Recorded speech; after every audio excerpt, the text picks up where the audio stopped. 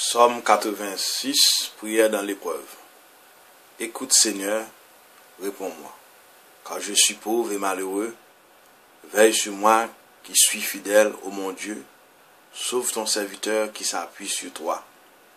Prends pitié de moi, Seigneur, toi que j'appelle chaque jour. Seigneur, réjouis ton serviteur vers toi, élève mon âme. Toi qui es bon et qui pardonne, plein d'amour pour tous ceux qui t'appellent, écoute ma prière, Seigneur, entends ma voix qui te supplie.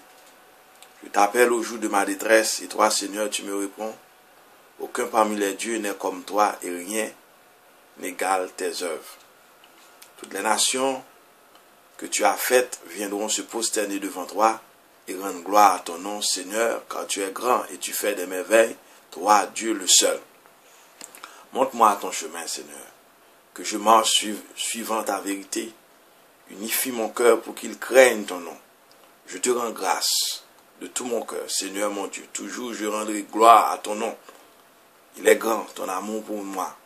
Il m'a tiré de l'abîme des morts. Mon Dieu, les orgueilleux se lèvent contre moi. Les puissants se sont ligués pour me perdre. Ils n'ont pas souci de toi. Toi, Seigneur, Dieu te tendresse et de pitié. Lent à la colère, plein d'amour et de vérité. Regarde vers moi, prends pitié de moi. Donne à ton serviteur ta force et sauve le fils de ta servante. Accomplis ainsi dans ma faveur, alors mes ennemis humiliés verront que toi, Seigneur, tu m'aides et me consoles. Le psaume 86 étonne à plus d'un point de vue. De tout le troisième livre du Psautier, psaume 73 à 89, il est le seul qui mentionne le nom de David dans son titre. S'il en a aussi, dès maintenant, une autre de ses particularités. Il est inséré tout à fait seul dans la deuxième collection des fils de Corée, psaume 84, 85, 86, 87 et 88. Plus important encore, il se fait remarquer par son style anthologique. On veut dire par là qu'il est conçu de citations que l'on retrouve ailleurs. Même si l'on ne tient pas compte de l'ordre chronologique de ces passages, il est intéressant de les noter. Verset 4 rappelle psaume 25, verset 1er. Verset 11 rappelle psaume 27, verset 11. Verset 14 rappelle psaume 54, verset 5. Verset 15 rappelle Exode 34, verset 6. Verset 16 rappelle psaume 25, verset 16. En outre, pour montrer tous les caprices du psaume 86, ajoutons qu'il appartient aux gens littéraires d'explications individuelles, sans pourtant se soumettre au schéma régulier d'explications ainsi. Par exemple, on sait qu'elle se termine ordinairement par la promesse d'action de grâce, chant ou sacrifice Toda. Or, dans le cas présent, l'action de grâce occupe le centre du poème. De toutes les anomalies du psaume 86, c'est peut-être celle-là qui a le plus embrassé les exégètes. Quoi qu'il en soit, on ne s'arrête pas pour si peu et on passe à la structure.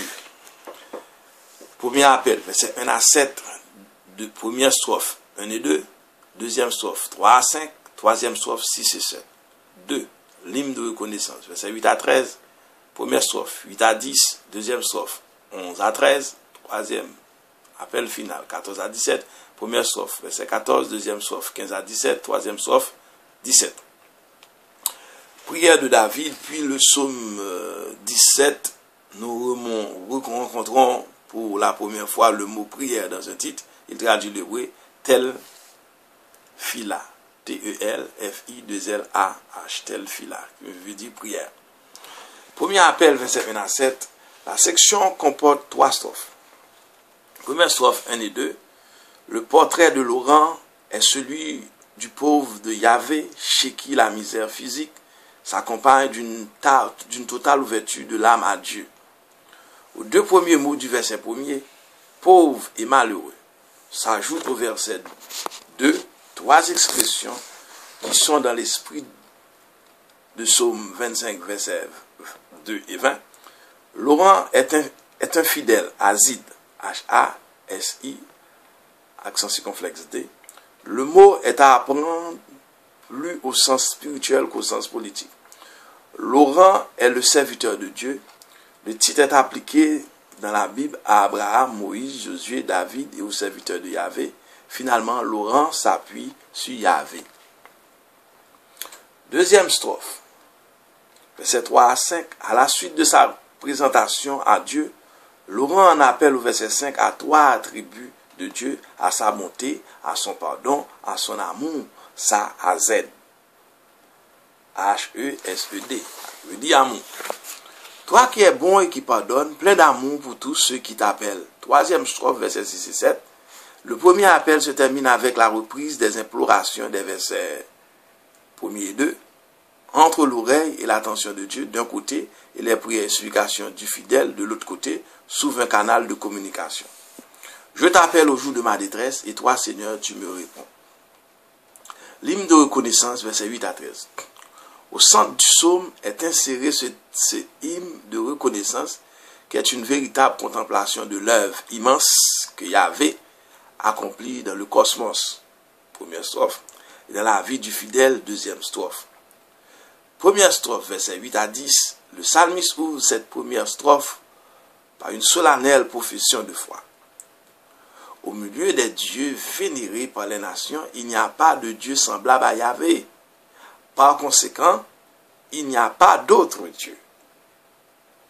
Au milieu des œuvres attribuées au Dieu des nations, il n'y a pas d'œuvre de salut comme attribuée au Dieu des nations.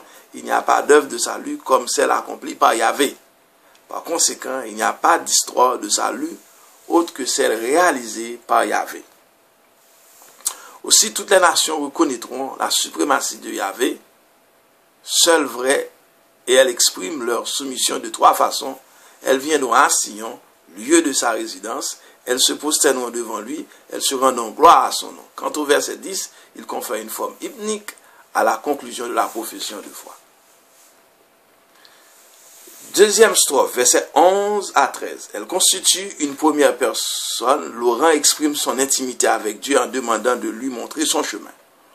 C'est qu'il veut marcher dans la vérité qui a adhésion et foi à l'alliance. Le verset 11 se lit comme suit. Unifiez mon cœur pour qu'il craigne ton nom.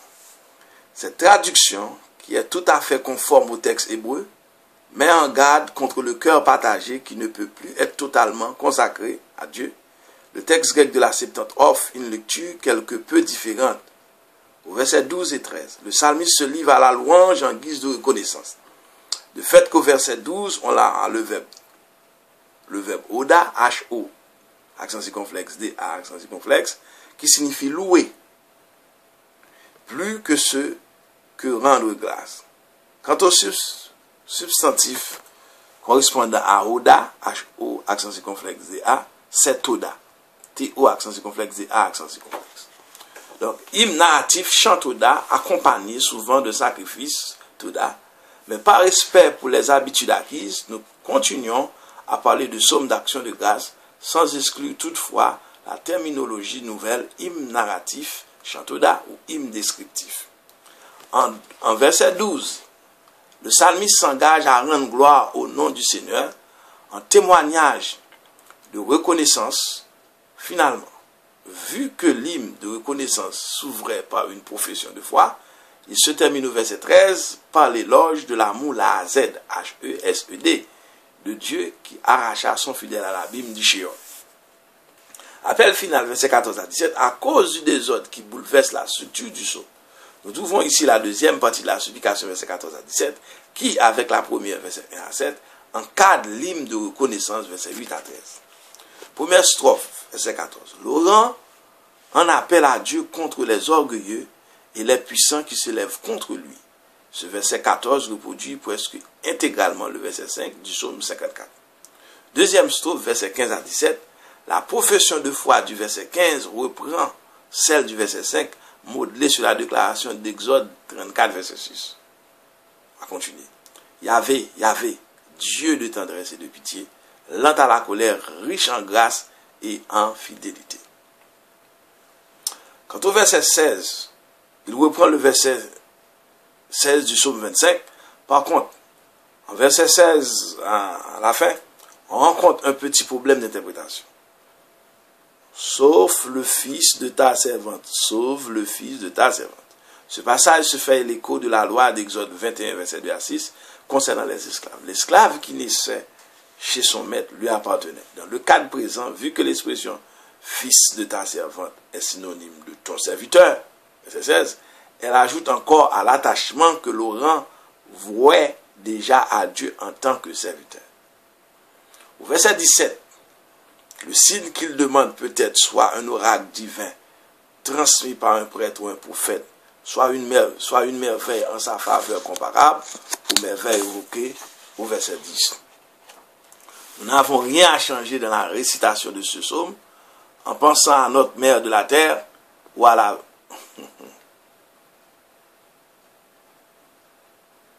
plutôt... ok. Donc, ok.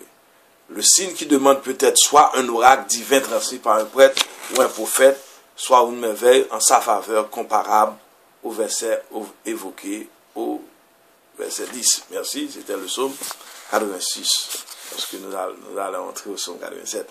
Au psaume 87, à très bientôt. Que Dieu vous bénisse.